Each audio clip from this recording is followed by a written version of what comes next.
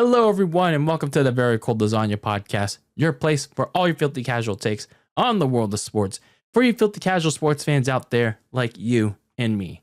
I am your host, Dylan Lasagna, and this is episode number 281 of this podcast. And in this episode, we're here to talk about some more wrestling, and not just any kind of wrestling, some classic wrestling, because we're going to turn back the clock, go into the coldest depths of the freezer, or another retro review. And where are we going this time, Dylan? How far are we going back into the coldest depths of the freezer? Well, this time around, we're going back 15 years into the past, into the year of 2010, as we continue our talk about SummerSlam and talk about the 2010 edition of SummerSlam. Like I said, we're riding the wave of SummerSlam, as it is still summer, by the way, as, yeah, we're off the heels of over a week ago, the 2025 edition of SummerSlam, but we're going back to simpler times where SummerSlam was just one night, not this 2-night bullcrap that we are fresh off of. And yeah, simpler times where SummerSlam was just one night only, and it was a little under 3 hours only. So yeah, simpler times, man.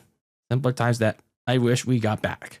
But anyway, we're here to talk about a classic SummerSlam, and a SummerSlam where, yeah, a lot of people had some very, very mixed feelings about, but we'll get into this retro review. And before we get into it, though, make sure follow the Very Cold Lasagna on social media, on X and Instagram. Listen to wherever you get your podcasts and all the good, juicy stuff in regards to Very Cold Lasagna. But yeah, make sure you listen to Very Cold Lasagna, watch Very Cold Lasagna, and yeah, just keep tuning into the shows. I would really appreciate the support. So that being said, let's get into our 2010 SummerSlam retro review as we continue to ride the wave of WWE's biggest event of the summer, or at least it should feel like it. So when it comes to this SummerSlam, the 23rd annual edition of the biggest party of the summer, this one took place on August 15th, 2010. And this one was the second straight year at the time where WWE was having its residency for this August event in Los Angeles. Yeah, WWE was having this 6-year deal that started in 2009 all the way up to 2014. As I talked about in my 2014 SummerSlam retro review, where, yeah, they were in Los Angeles in a residency of 6 years. And yeah, this was the second of those 6 years at Staples Center, which is now known as Crypto.com Arena, home of the LA Lakers, home of the LA Kings, formerly home of the LA Clippers now, and home of the Los Angeles Sparks of the WNBA. So not much is known on why exactly Vince McMahon and WWE ran at Staples Center in back-to-back years at the time, let alone 6 years. That started the year prior in 2009. My best guess, though, is that LA was the second biggest U.S. market behind, I assume, New York, and it drew in a lot of money whenever WWE went there. But this year, in 2010, it saw a decrease in pay-per-view buys at 350K compared to the 369,000K from the year prior. So looking at this match card that we're about to get into, it was all right. It was okay, at least for the first half of it. But surprisingly, there was only 6 matches on this card. Your typical average, especially in today's WWE, 15 years later. So we kind of got a preview of that in 2010. But at least in this pay-per-view, it was kind of justified given what was to come in the main event. So before we get into the main event, though, we had plenty to talk about in this show. And it all started off with the Intercontinental Championship match between Dolph Ziggler and Kofi Kingston. So not much is known about how this match was set up. The only bits and pieces that commentary brought up and a replay of what happened over a week prior on SmackDown in a little video package was that Dolph Ziggler won their previous Intercontinental title match over a week prior with the help of his manager, Vicky Guerrero, and that led to SmackDown general manager Teddy Long making this rematch official. So this match was pretty short. It was a decent match, giving off their fresh previous encounter, which was relatively a short while ago. Dolph Ziggler, he pretty much dictated the pace early on, and he got some help from Vicky Guerrero, from Kofi Kingston, taking a suicide dive, which he completely missed thanks to Vicky Guerrero. The two later went back and forth in this match. Kofi trying to hit Trouble in Paradise, but Dolph Ziggler dodged it, and he locked in the sleeper hold. And yeah, that's where pretty much this match ended. As the fans were rallying Kofi Kingston on, and Kofi Kingston seemed to try to escape it, the match suddenly ended. It was pretty much over because a group that we're going to talk about much later, and a whole lot towards the end of this retro review, the Nexus. The Nexus of 7 guys, 7 upstarts from NXT, and not the NXT that you know today. These 7 guys came to attack both Kofi Kingston and Dolph Ziggler, but mainly go after Kofi in an appetizer of what was to come in the main event. So, Wade Barrett would go on to cut this promo. I'll talk about that much later. But when it comes to this Intercontinental Championship match, I can't really say much else because it was short, and because the Nexus were there to attack both guys and just maim both of them. Like, there really wasn't much else. It was just for the Nexus to get one more rub on them before what would eventually happen to them in the main event match. So I can't really say anything else for this Intercontinental Championship match. So moving on to the second match of the evening, we had the Divas Championship on the line as Alicia Fox took on Melina. Oh no, the Divas Championship. Like, you can't say that championship. It's the Women's World Championship. It's the WWE Women's Championship. You can't say that, Dylan. The Rees are gonna get you. But that's what it was during this time period, during the 2010s. That's what we had. The Divas Championship and the original Women's Championship. But anyway, going back to this match, Melina, several months prior, towards the end of 2009, she was the Divas Champion towards the end of 2009, but unfortunately, she tore her ACL at a house show. That must have been really bad. No, it must have. No, that was really bad. My grave mistake. And she had to vacate the Divas Championship at the start of January 2010. So she has to rehab. And in the meantime, 6 months later, at the Fatal 4-Way pay-per-view, which I kind of regret not doing the retro review on. But anyway, he had a lot of weird pay-per-views, themed pay-per-views in 2010s, like Fatal 4-Way, Hell in a Cell. But going back to the Fatal 4-Way pay-per-view, Alicia Fox won the Divas title in a Fatal 4-Way match. Duh. Over Maurice, Gail Kim, and the champion Eve Torres, and retained it over Eve at the Money in the Bank pay-per-view the next month. So, weeks after that pay-per-view, Melina returned from her injury and attacked Alicia Fox, and even beat Alicia Fox 6 days prior to earn this matchup that we're going to talk about. So, when you look at this match, going into it pre-match, Alicia Fox got really no reaction from the LA crowd as champion, but on the opposite end of the spectrum, Melina got a pretty good reaction. And Melina at the time was one of the very few top women's acts, and it was a time where it wasn't exactly great for the women's division. I joke a lot about the Rees, and it's a little justified to a degree, but yeah, the women's division was not a great. It was not in a great place, regardless. But yeah, it was her hometown though. She was competing in her hometown of Los Angeles. But the match itself wasn't outright terrible, but it was still bad because it was pretty short.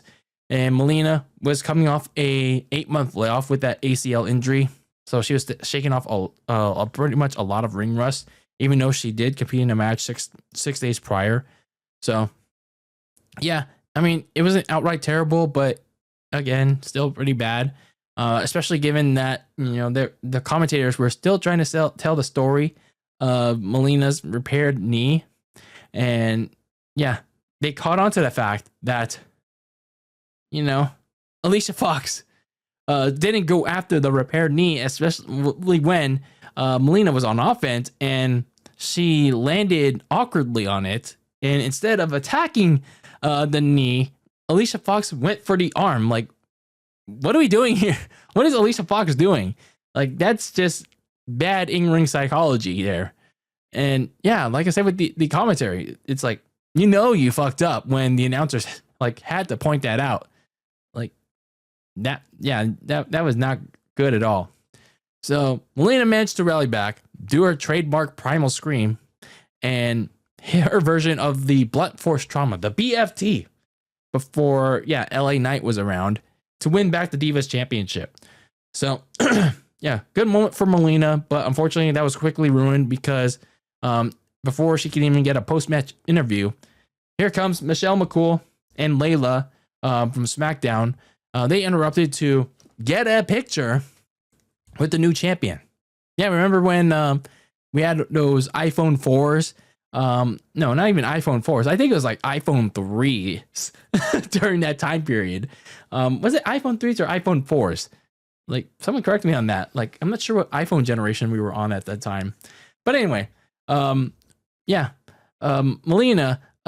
rejected that picture, but so Lay Cool attacked her and even attacked Alicia Fox.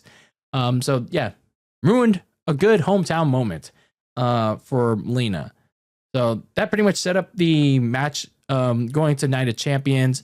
So going back to Michelle McCool and Layla, they were pretty much the top heel women's act on SmackDown, and they were heavily pushed over there. They were the co-women's champion because they split the they split the women's championship in half, and I don't mean this like I don't mean this like mentally or psychologically. Like, they literally broke the championship in half, like on an episode of SmackDown. Like, I kid you not. So anyway, yeah, this segment set up a unification match between McCool and Melina, a Night of Champions that Michelle McCool won. I'm not sure why exactly, but again, McCool was the top heel over on SmackDown, so she became the undisputed women's champion. And looking back on that decision, I found it very odd for Vince not to continue to ride the wave. Melina's comeback journey to the Divas Championship, and then continue to have it peak by becoming the undisputed women's champion. Especially given that Melina was mostly relegated back to being a jobber shortly after losing that title, and then turning heel like before the end of the year. Like, why?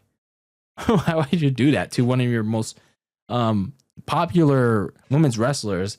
Like, during that time, in a time where you've had very few of those, by the way. So anyway, we move on to our third matchup of the night, and that was the Straight Edge Society, all of it, taking on, well, it's the Big Show. Man, I haven't done that in a while. And I miss doing that. So this matchup took place because CM Punk was shaved bald at Over the Limit by Rey Mysterio because of their hair versus mask matchup. And even when he got shaved bald, CM Punk had been wearing a mask to hide his baldness. But that was until the July 16th episode of SmackDown, where Big Show, he cornered CM Punk on the top of his newly custom ladder before the Money in the Bank pay-per-view.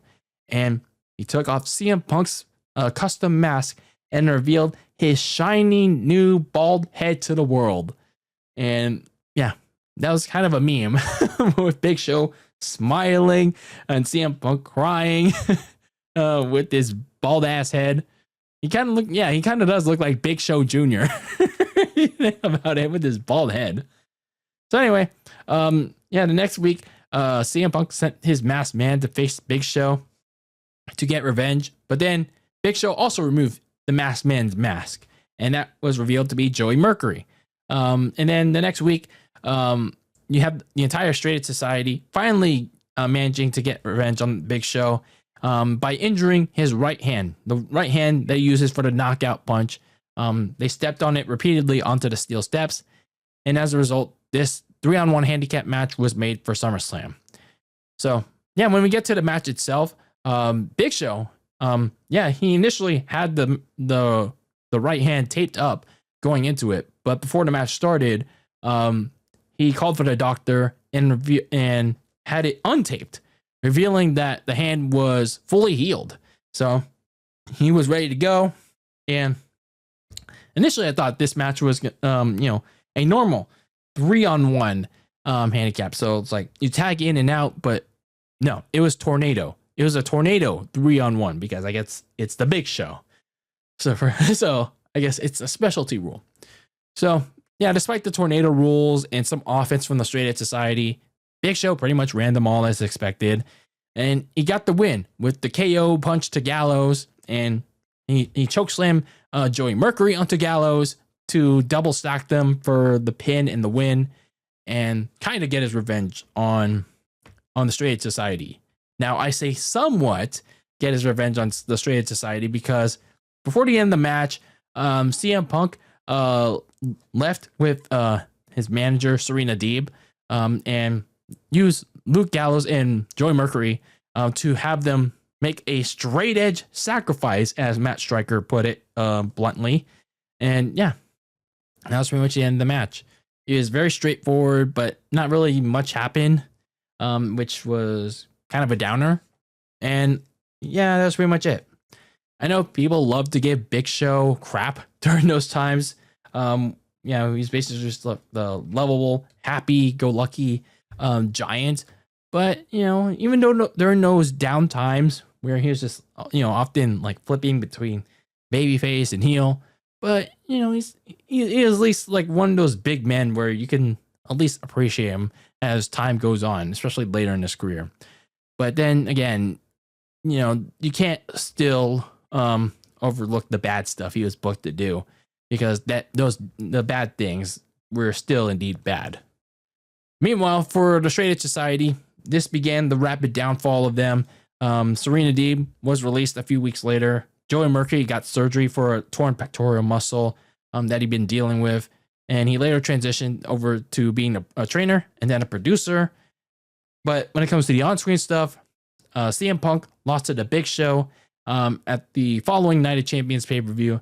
And then prior to that, he had a falling out with Luke Gallows. And then after Night of Champions, he beat Luke Gallows on the next episode of SmackDown. And then Luke Gallows got released too. So the Straight Edge Society was basically no more by the time we got to Night of Champions.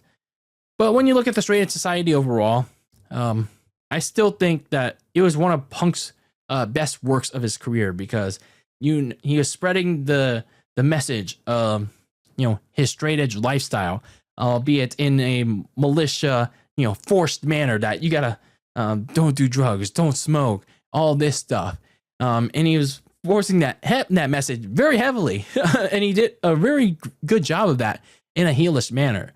But when you get to the point of the summer, there really wasn't much else to do, or anything else for that group to spread that message in a militia manner. Especially like when you get to the top of the card, there really wasn't much else. You really couldn't do anything else for that group, because that world title was held on by Kane, and a certain someone had come back later in the night. Yeah, not much else that the Straight Society could do going forward. So best thing you could do is have the rest of the group move on, albeit not in the way that most of them thought, and have CM Punk do bigger and better things.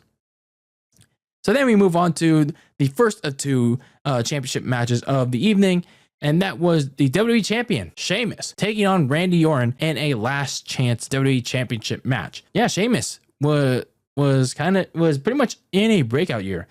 This was the second of his two WWE Championship reigns during his first year in the WWE. He had previously won it in the back half of 2009, and then he wins it again at a couple months prior at the Fatal 4-Way pay-per-view, and then retains it against John Cena in a steel cage match. And here he is facing Randy Orton at SummerSlam. So speaking of Randy Orton, he won a number 1 contenders match over Edge and Chris Jericho after the Money in the Bank pay-per-view to set this match up. So in the lead up, Orton was playing his usual mind games with Sheamus, including teasing his usual punt, but he wanted to save it for SummerSlam. So he can knock Sheamus's rocker off, put him on injured reserve, and get that WWE title. But then 6 days prior, you have the stipulation where should Orton lose this match, he wouldn't get another title shot against Sheamus. And there was another one that if anyone interfered, which included the Nexus, they would be indefinitely suspended. Not exactly sure why that was there. I guess that applied to the Nexus. So anyway, when you look at how both these men were at the time, like I said, with Sheamus, he had pretty much very good success during his first year. 2-time WWE champion, and what more can you ask for him? Even if crowds weren't exactly into him, he had plenty of success. Experienced a big push under Vince. Meanwhile, for Randy Orton, this is a time where he was a white hot popular babyface. After 5 years as a heel, crowds were really into him. They loved him, even if he was still doing those heel mannerisms. Just now as a face, like bald Randy Orton, no wrist tape. He was a face that was doing heel stuff, but you loved it. Like it was still good stuff for Randy Orton, despite the heel tendencies. But it was done right, at least. It was at least done right compared to Brutality Girl. But anyway, so when it comes to this match, I still thought it was I thought it was like good in the later halves, but the match could have been cut by 5 minutes or so, because more than half of it was Sheamus pretty much controlling Randy Orton at a very snail's pace, with various submission holds to target his shoulder and his head. But like I said, the later half of this match, though, really picked up, starting with Randy Orton's signature comeback, which really fired up the crowd. And like I said, it showed how popular 2010 Randy Orton was with them. And he had a superplex for a near fall. So yeah, I dug this last half more.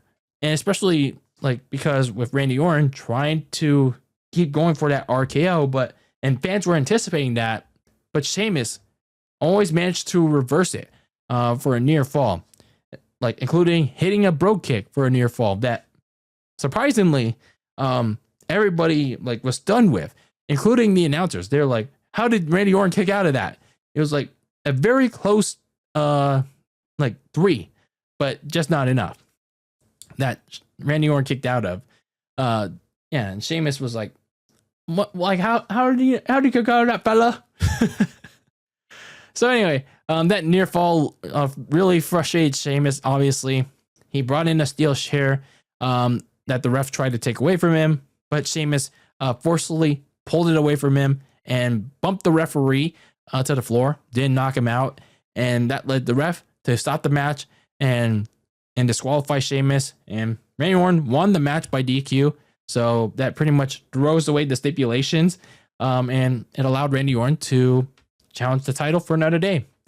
So post-match, Orton dodged a chair attack, and he dick kicked Sheamus before hitting him with an RKO on Sheamus on the announce table, which didn't break. So yeah, still a very solid match despite how slow it was at the beginning and the middle parts of it. Especially, I liked Sheamus's reactions and his facial expressions to all the near falls, and especially that brogue kick near fall at the end, and just his overall desperation to keep the WWE title. I just found the finish to be very weird because we were going through a long match that really didn't have much going for it until those later portions, and with that disqualification finish, it had me thinking, this was the end result after everything that we had gone through by this point. Really? like this what you booked Vince.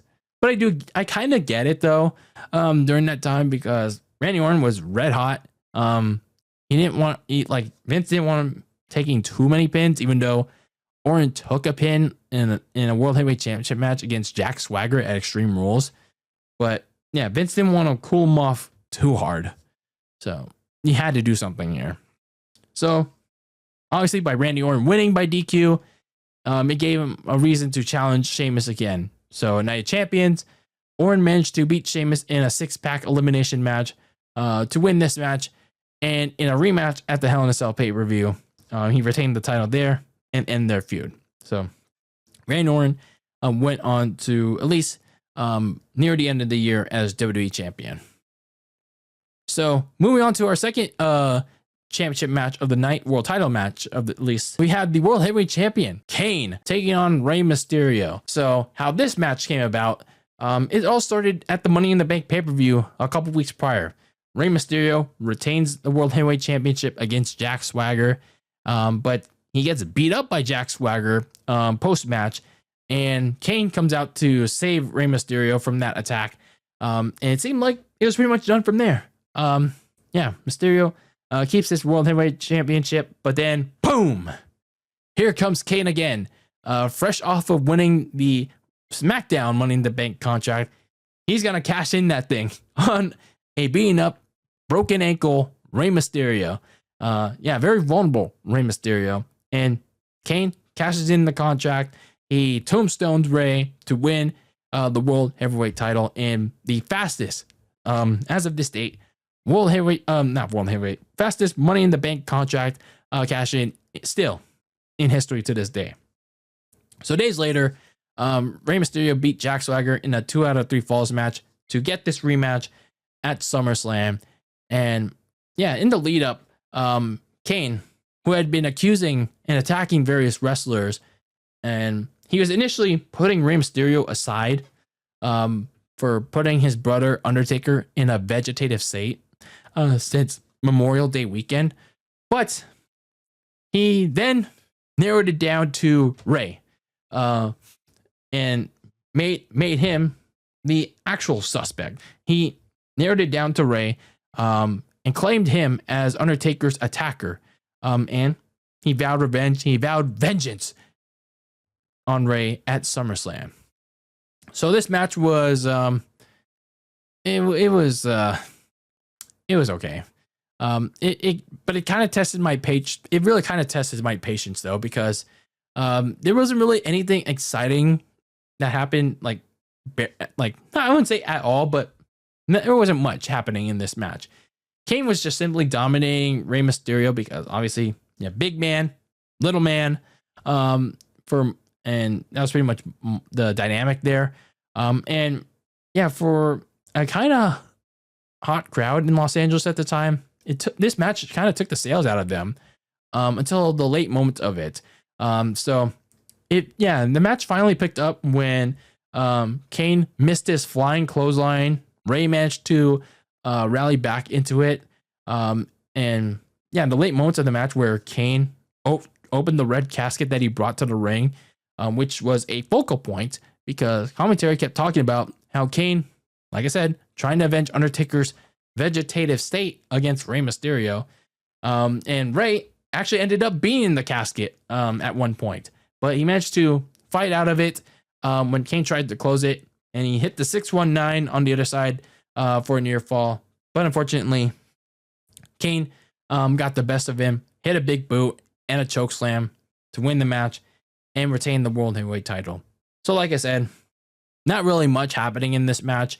It's like Mysterio having a late rally. He got some offense in, but it was just simply too much because Kane, he's the big red machine after all. So now there's some post-match stuff that happened. Kane promised that he was going to get his vengeance on Rey Mysterio, and well, he almost did. So Kane cut a promo post-match, and he was ready to make Rey Mysterio pay for his doings to his brother by putting him in eternal darkness, eternal dark suffering in that red casket right there. And So Kane reopened the casket, but he had to reclose it because Rey was fighting back. So Kane gave him a chokeslam and a tombstone piledriver even to make sure that Rey would suffer eternal dark suffering forever. But when he reopened the casket the third time, then there was another surprise awaiting him. His brother, The Undertaker, back from his vegetative state that really and finally woke the crowd up big.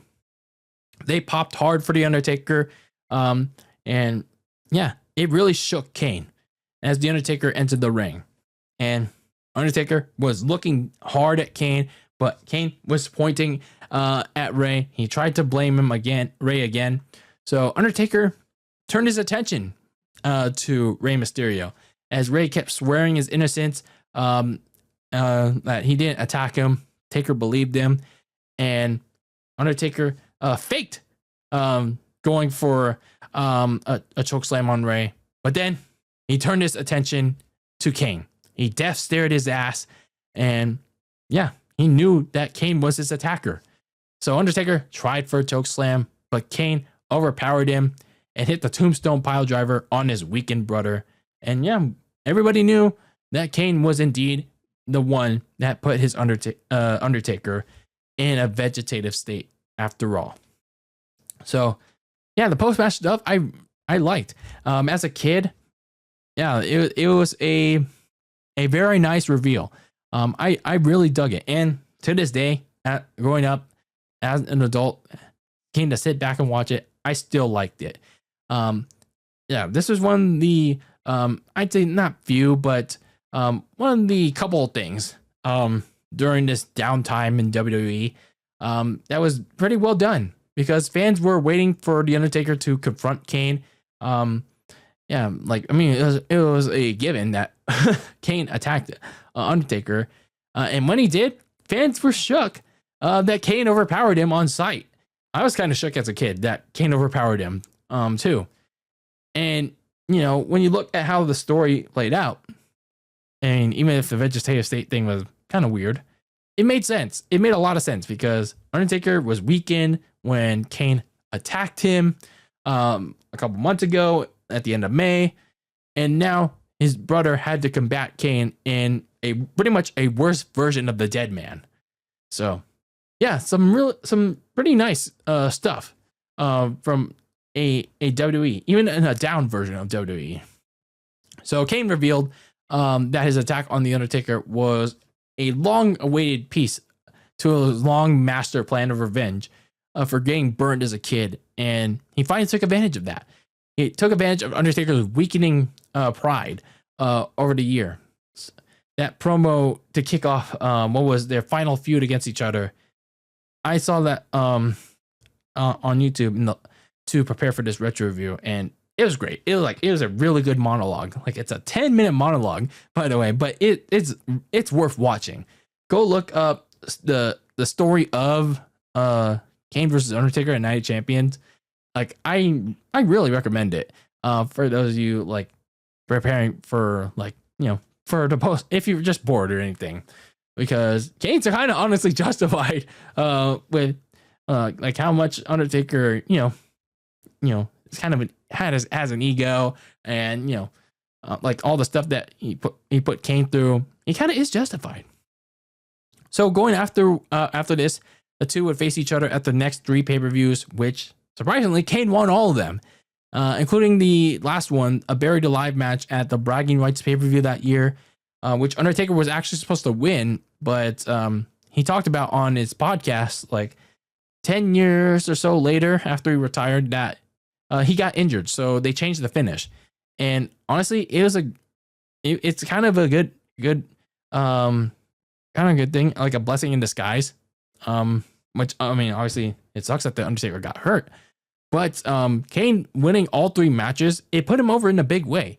And it was kind of a unfortunate thing because it led to part-time Undertaker going after this, but yeah. It was still a good way to put Kane over in the end, and he finally won a feud over his brother. But as for the match itself, between Ray and Kane, there's not much else to note.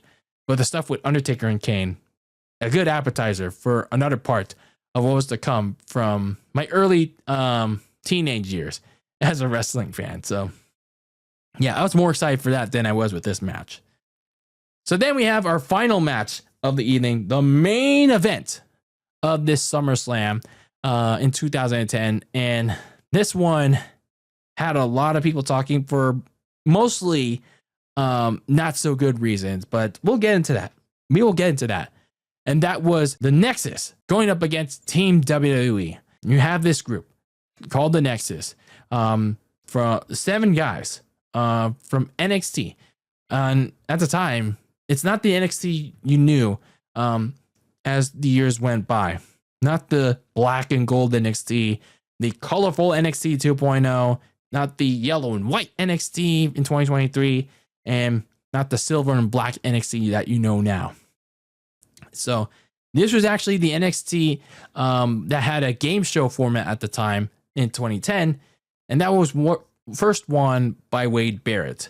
However, immediately afterwards, he and the rest of the former rookies, which were David Otunga, Justin Gabriel, Heath Slater, Darren Young, Skip Sheffield, and Michael Tarver, they debuted immediately after the season finale of NXT on that Viewer's Choice episode, June 7th on Raw, to infamously attack John Cena, CM Punk, and various WWE crew members, but mainly making a statement against John Cena.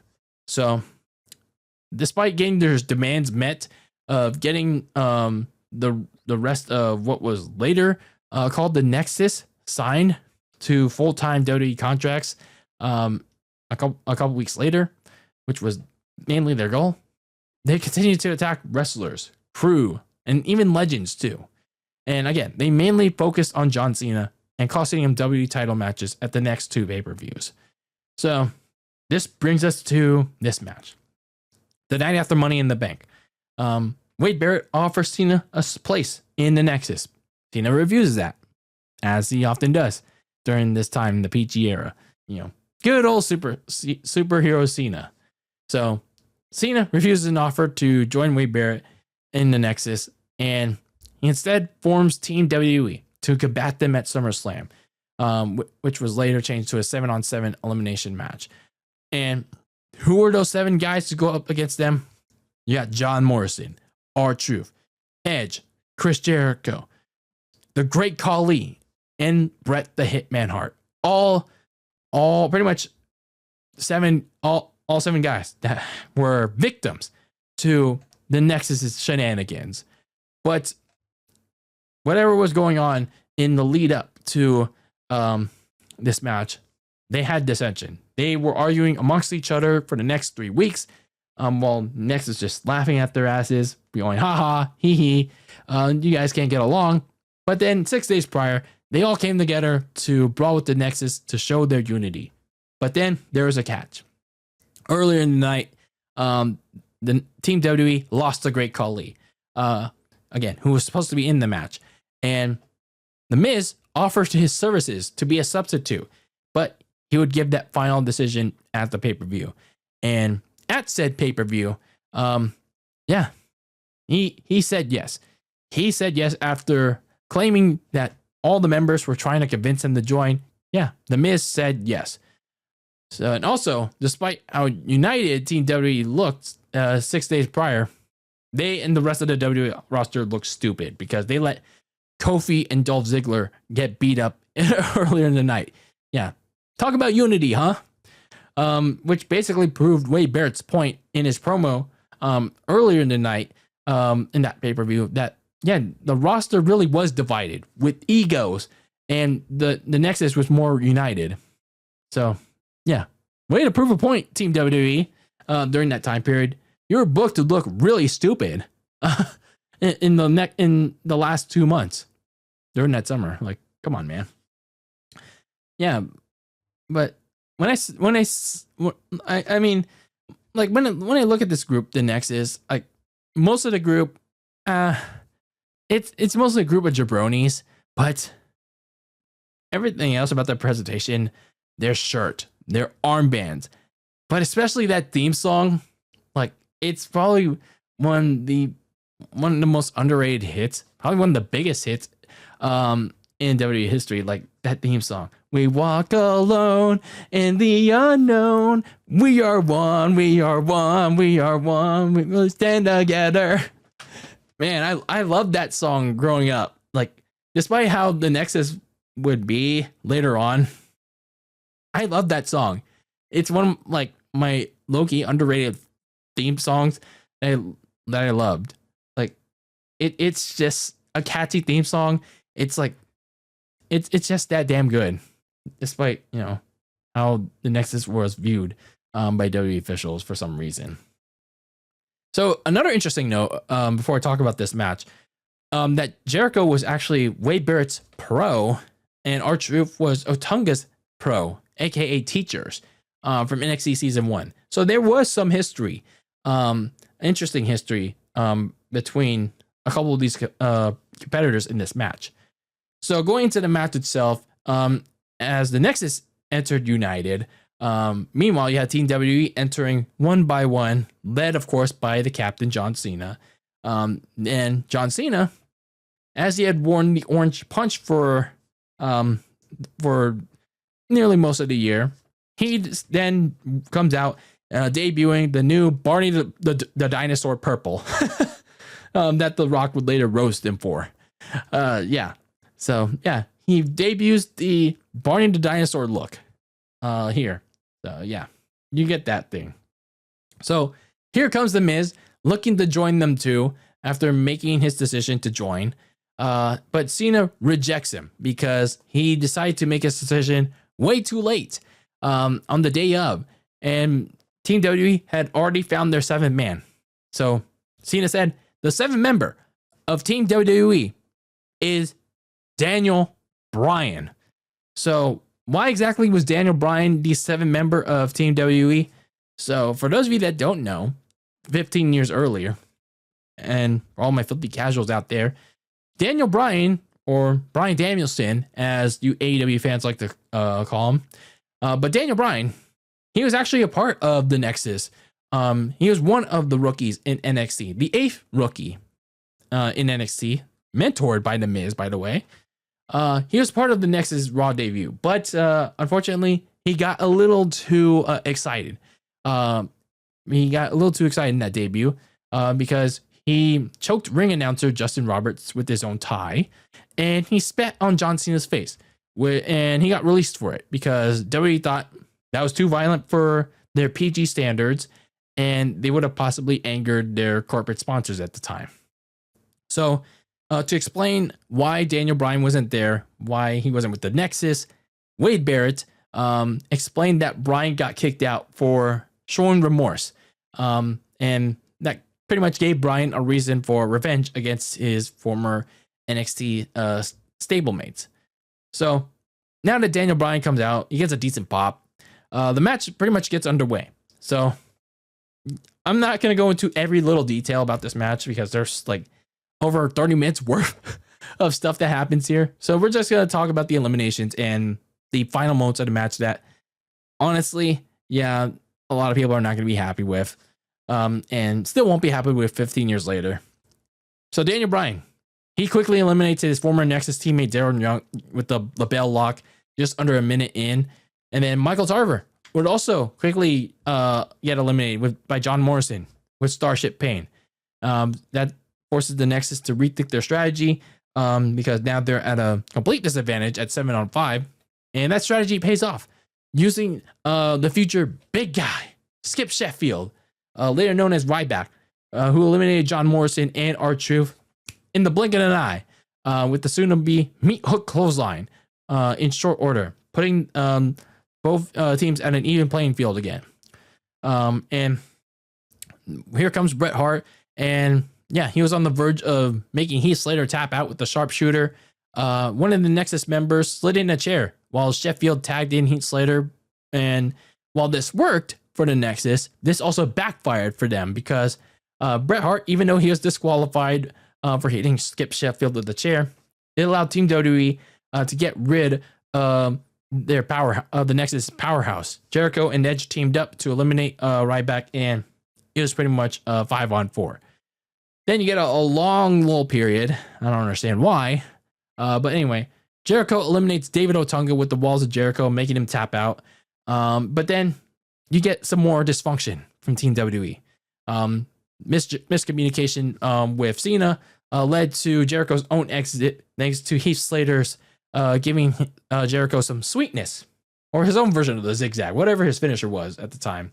And Edge started to argue with Cena, and that also led to his own exit, thanks to the deadly Faroot roll-up by Heath Slater.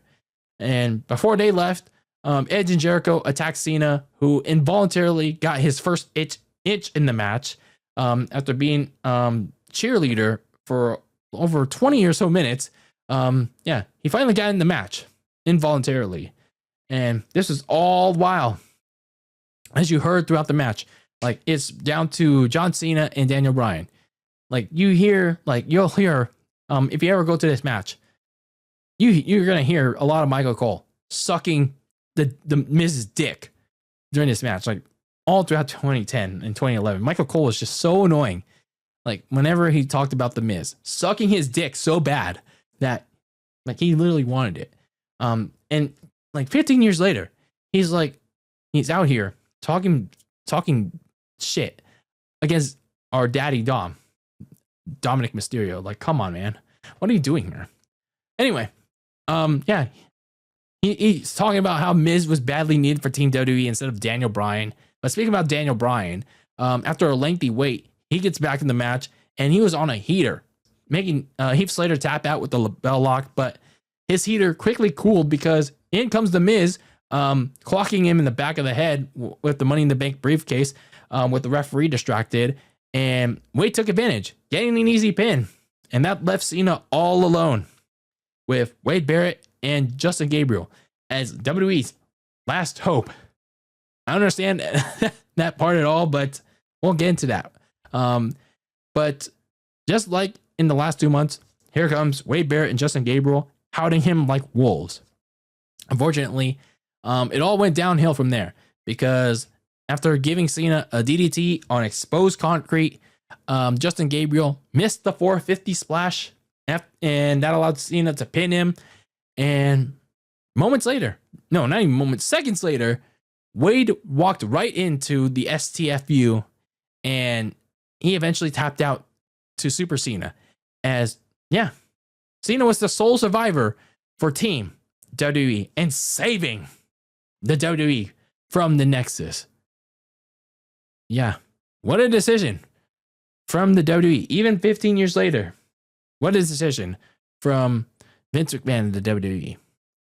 Now, before we get into that controversial finish of this match was very long. It clocked in at 35 minutes, I believe. 35 to 38 minutes. So this match is almost 40 minutes. That's like the length of pretty much a Roman Reigns led bloodline match with all that cinema you get 10 to 12 years later. But anyway, this match was very long. But there were a lot of hot and cold periods between eliminations.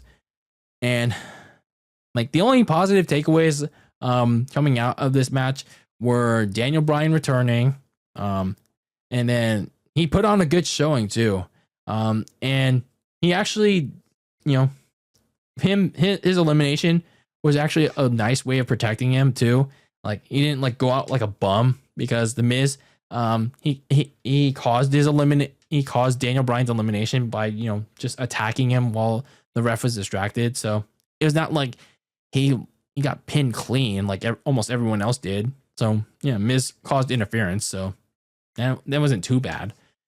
And then the other positive was Skip Sheffield looking pretty dominant in this match, and also being well protected too, with how he got eliminated with Bret Hart using a steel chair to weaken him. And yeah, that also protected Skip Sheffield later, that future big guy. Now on to the finish.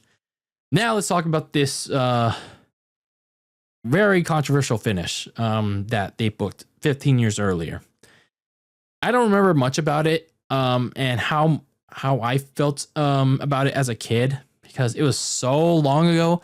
It was 15 years ago that I don't remember much about it. Maybe I liked that Cena won. Maybe I liked that Nexus won. I don't know. I was like a kid slash teen. I was about to start middle school when SummerSlam 2010 happened. You know, refreshing the results on WWE.com. That's how it was back then. I didn't have the knowledge to go to the dark web to watch this stuff. But, you know, now that I had the knowledge of, you know, actually watching this back for this review, man, what a dumb dick decision this was by not just Vince, but by John Cena as well, to have Team WWE win. And why do I say John Cena? Well, that's because from what I researched, John Cena had influence in this too. Like, what the fuck? John Cena used his creative control card to go up to Vince and change the entire match result the day of the show. Like, what the hell was he thinking? And it doesn't help the fact that Edge, Chris Jericho, and almost the entirety of the Nexus, Justin Gabriel, Darren Young, Ryback, Wade Barrett, they talked about on separate occasions that, yeah, John Cena changed the finish, and how John Cena shouldn't have done that. And even Cena himself has confirmed, as well, he hasn't like directly confirmed it, but he kind of implied himself that, yeah, I shouldn't have done that. So looking back on it, Edge and Jericho, as well as Ryback, they talked about how they all fought for Nexus to win, to really solidify themselves as threat. And yeah, they should have won to keep getting themselves over with the crowd. But Vince, after being convinced by Cena, he was adamant in wanting to send the fans home happy. You know, that's, you know, typical of Vince during this decade, you know, according to Wade Barrett. So, yeah, that was pretty stupid. Yeah, like, what do you need to send the fans home happy for? That Cena won? Like, and for what? And yeah, like, what were the stakes of this match? Like, what was at stake? Like, the pride of WWE, the pride of Nexus. Like what was even at stake in this match? Like, what like, commentary kept bringing up how the future of WWE was at stake. Again, what was actually at stake? Would the Nexus be gone forever if Team WWE won? Would Nexus get complete control of Raw? Even sending away that stupid ass anonymous general manager away? Like, would they be the general managers? Would they be the authority before the authority was a thing 3 years later? Like, what was at stake? What was on the line? It was like Vince McMahon booking the Avengers with no Avengers, like, type stakes. Like, it was Infinity War or Endgame with no like stakes, without the stakes. Like, it made no sense. It absolutely made no sense. Like, there was no stakes at all in this match. So overall, when you look at this match, looking back at it, like, Vince and Cena made a completely bad decision on that August 2010 night, with the Nexus stable that was red hot at the time, and they threw ice cold water at it. A better finish, in my opinion, if I had to time travel 15 years later in a DeLorean, I would have, like, had Wade Barrett cheat to win against Cena by having Justin Gabriel or some other Nexus member interfere when the ref wasn't looking, or have a Team WWE member or someone else on the roster sell their soul, sell out to join the Nexus. You know, kind of what they did like 2 months later with John Cena going up against Wade Barrett with all those stipulations. Like, why couldn't they have those stipulations for this match at SummerSlam? Like, it doesn't make sense, because after this, the Nexus would slowly lose momentum throughout 2010, because even though they won the tag team titles and they got new members to replace two of their current members with injuries, like, there's nothing for them. That was because mainly Wade Barrett would lose multiple WWE title matches, and he was essentially symbolically buried in the main event of the TLC pay-per-view at the end of the year by Cena, and he was even ejected from the group entirely by CM Punk at the start of 2011. That was pretty much it for the Nexus, as they went on to become the new Nexus at the start of 2011 under Punk, and it lasted until 2011. Yeah, that the Nexus had potential, even if it was mostly a group of jabronis. But yeah, Cena Vince threw ice cold water at them at SummerSlam 2010. So to wrap up things with this match, I want to take a little look at how each member has done following SummerSlam. I say the least successful was Michael Tarver. He was removed from the group 2 months later because he was dealing with a groin injury. He was later released several months later, and he was later replaced by Michael McGillicuddy, aka Curtis Axel. Darren Young, he was removed the next night on Raw after losing to John Cena, where each member had to win their matches or face exile. But Darren Young, he was also replaced, like Michael Tarver. He was just replaced by Husky Harris, aka Bray Wyatt. But Darren Young had much better success a few years later with Titus O'Neil when they formed the Primetime Players in 2012.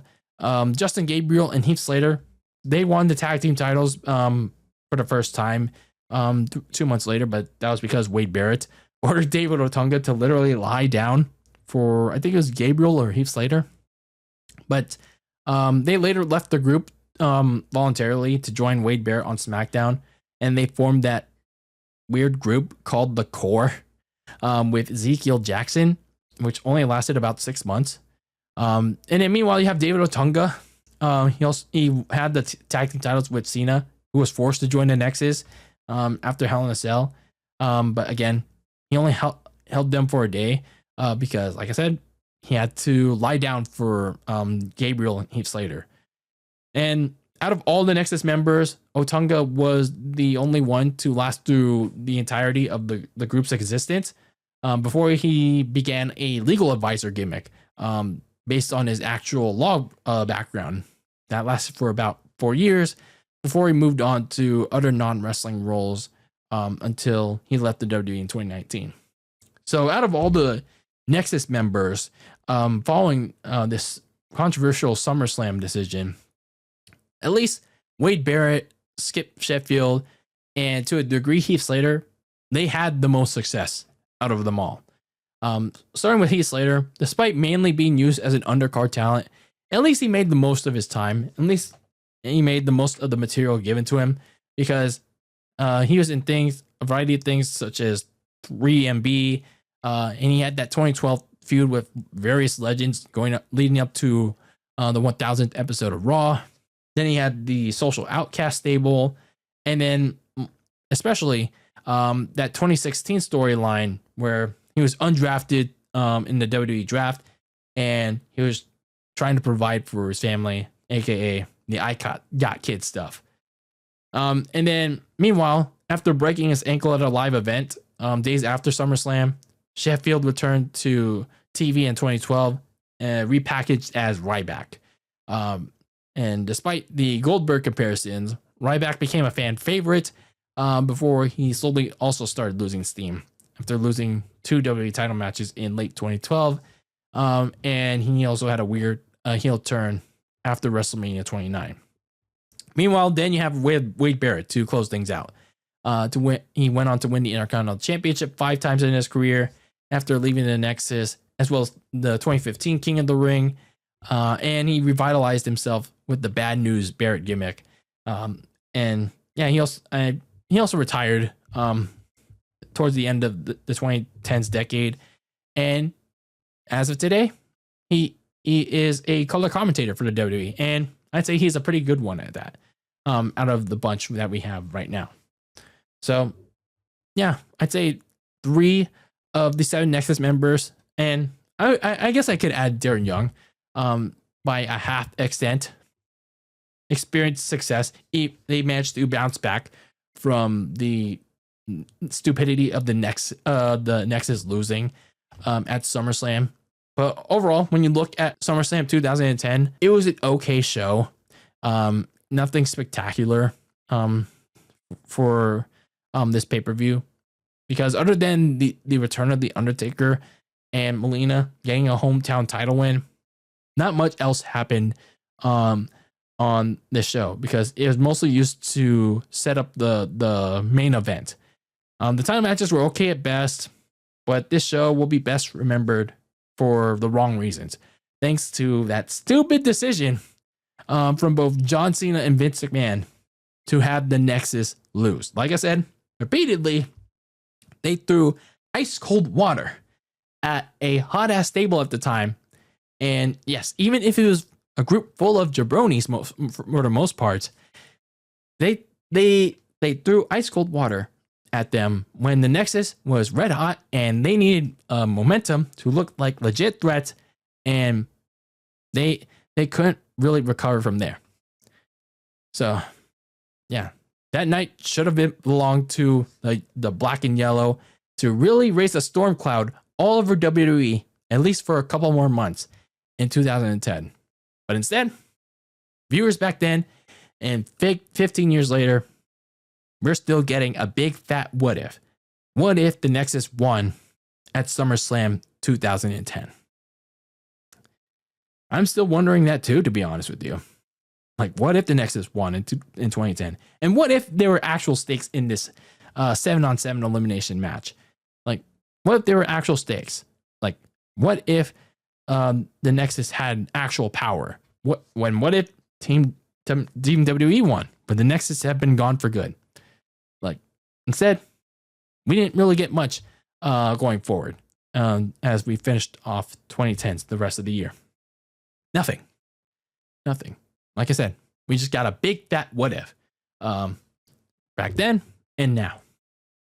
So, yeah, those are my thoughts on SummerSlam 2010, my retro review of it. And yeah, I finally gave you my thoughts on a often talked about booking decision that still raises a lot of questions to this day. Yeah, the Nexus losing at SummerSlam 2010 to John Cena. Yeah. Colored me curious. And now I finally gave you my thoughts on that. So let me know your thoughts on this pay-per-view, SummerSlam 2010, in the comments on YouTube, or slide into my social DMs on X and Instagram, and we can have a conversation about it. Do you think it was the right decision to have John Cena go over on the Nexus, use his creative control card on Wade Barrett and every single member of the Nexus at the time? Or do you think the Nexus should have won that match and put that dark, stormy cloud on the WWE for at least a couple more months, the rest of the year in 2010?